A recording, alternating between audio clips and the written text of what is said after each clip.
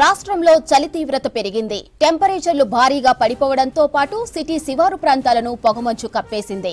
దీంతో వాహనదారులు ఇబ్బందులు పడుతున్నారు. ఇక ఉదయం 7:30 వరకు పొగమంచు తగ్గకపోవడంతో పార్కింగ్ లైట్లు వేసుకుని వెళ్తున్నారు. ఇక హైదరాబాద్ లో 15 డిగ్రీల సెల్సియస్ ఉష్ణోగ్రతలు నమోదయ్యాయి. సిటీలోని చలి తీవ్రత, పొగమంచు ఎఫెక్ట్ పై మరిన్ని డీటెయిల్స్ అనిల్ అందిస్తారు. రోజు రోజుకి పడిపోతున్నాయి. తెలంగాణ రాష్ట్ర వ్యాప్తంగా కనిష్ట స్థాయిలో ఉష్ణోగ్రతలు నమోదవుతున్నాయి.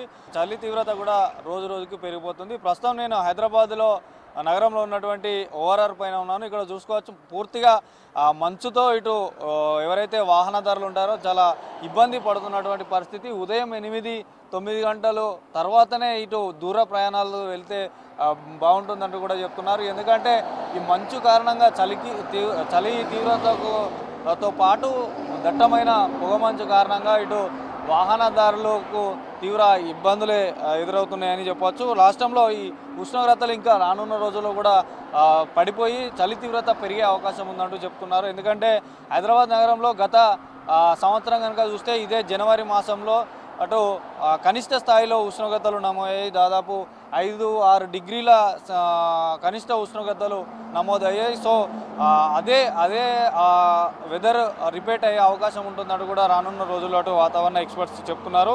సో బయటకు రావాలంటేనే ఈ చలి తీవ్రతకు ఇబ్బంది పడుతున్నటువంటి పరిస్థితి. సో రోడ్లపై వెళ్ళే వాహనాలు మాత్రం చాలా ఇబ్బంది పడుతున్నారు. ఎందుకంటే ఈ దట్టమైన పొగమంచు వల్ల ముందట 100-200 మీటర్లో ఉన్నటువంటి వాహనాలు కానీ వ్యక్తి కానీ కనిపించినటువంటి పరిస్థితి. ప్రజెంట్ మనం ఇక్కడ నుంచి చూడవచ్చు, ముందట టోల్ గేట్ ఉంది కానీ మనకి ఇక్కడ నుంచి కనిపించినటువంటి పరిస్థితి.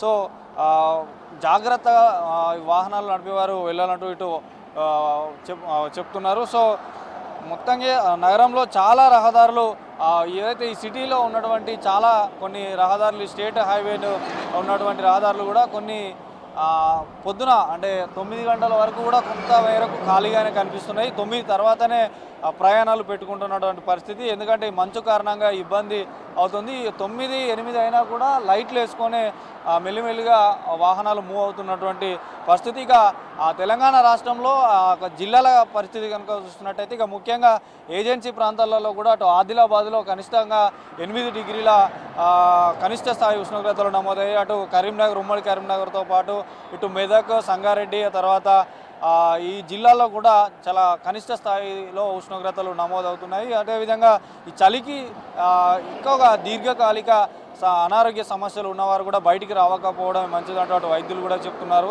ముఖ్యంగా శ్వాసకోశ సంబంధిత వ్యాధులు ఉంటాయి. ఇటు పిల్లలు, వృద్ధులు జాగ్రత్తగా ఉండాలంటూ కూడా చెప్తున్నారు. రానున్న రోజుల్లో కూడా ఇంకా చలి తీవ్రత పెరిగే అవకాశం ఉంటుంది కాబట్టి ఉదయం 10 గంటల తర్వాతే బయటికి రావాలంటూ చెప్తున్నారు. ఇక మొత్తానికైతే ఇటు రానున్న రోజుల్లో కూడా ఈ చలి తీవ్రత పెరిగే అవకాశం ఉందని చెప్తున్నారు. ఇక నగరంలో ఉన్నటువంటి ఇప్పుడు నేనున్నటువంటి ఈ ఓఆర్ఆర్ సిటీ శివారులో ఉన్నటువంటి ఓఆర్ఆర్తో పాటు అటు పటాన్ చెరువు, తర్వాత పటాన్ చెరువు, ఇటు మెహదీపట్నం, తర్వాత ఇటు రాజేంద్ర నగర్, అగ్రికల్చర్ యూనివర్సిటీ ఈ ఏరియాలో కూడా చాలా కనిష్ట స్థాయిలో ఉష్ణోగ్రతలు నమోదవుతున్నాయి. సో ఉదయం 10 తర్వాతనే బయటకు వస్తే బాగుంటుందంటూ కూడా చెప్తున్నారు. సో రానున్న రోజుల్లో కూడా ఇంకా చలి తీవ్రత పెరిగే అవకాశం ఉందంటున్నారు. ఇక ముఖ్యంగా ఉదయం పూట వివిధ పనుల నిమిత్తం బయటికి వచ్చేవారు, ఇటు వార్తా పేపర్లు వేసేవారు కానీ ఇటు పాల ప్యాకెట్లు, నిత్యావసర సరుకుల పనిలో ఉండేవారు మాత్రం ఉన్ని దుస్తులు ధరించి బయటికి రావాలంటూ చెప్తున్నారు. సో నిత్యావసర సరుకులు ఎవరైతే పొద్దున నిత్యావసర